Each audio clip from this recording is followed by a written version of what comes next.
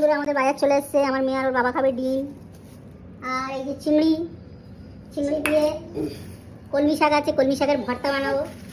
আর এই কলমি শাকের ভর্তা, আর এই যে আমাদের ঘরে একটা বাচ্চা আছে তার জন্য এই শিং মাছ আর এই ট্যাংরা মাছ।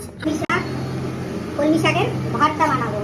একটু জল দিয়ে প্রথমে ভাপিয়ে নেবো, নুন দিলাম আর একটু জল দিলাম, দিয়ে প্রথমে এটাকে একটু ভাপিয়ে নেবো। হয়ে গেছে, বেশি আমি ভাপাবো না। ঢেলে দিলাম, দিয়ে বেছে পরিষ্কার করেছি।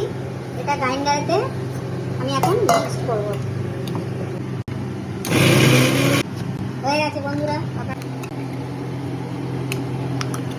এবার আমি কলমি শাকটা গ্রাইন্ড করবো। বন্ধুরা এই যে কলমি শাকটা আমি গ্রাইন্ড করে নিলাম। এই বন্ধুরা একটু রসুন দিয়ে দেবো, ভর্তাতে একটু রসুন দিচ্ছি, তেল একটুকুই দেবো, বেশি তেল দেবো না। এই চিংড়িটা এখানে দিয়ে দেবো,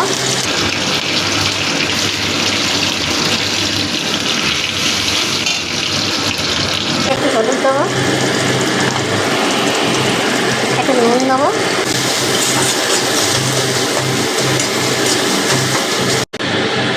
এই যে কাঁচা লঙ্কা একটু দিয়ে দিলাম,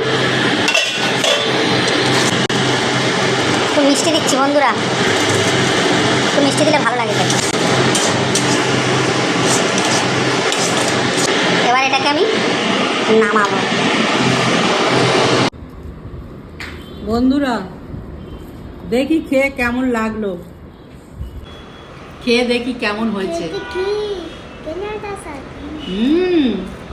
কলমি শাক দিয়ে চিংড়ি মাছ এত ভালো লাগবে ভাবিনি, কিছুই লাগে না, খালি রসুন, শুকনো লঙ্কা, কালো জিরা আর কাঁচা লঙ্কা, খুবই ভালো হয়েছে। আপনারা বানিয়ে খেয়ে দেখবেন আর কমেন্ট করে জানাবেন।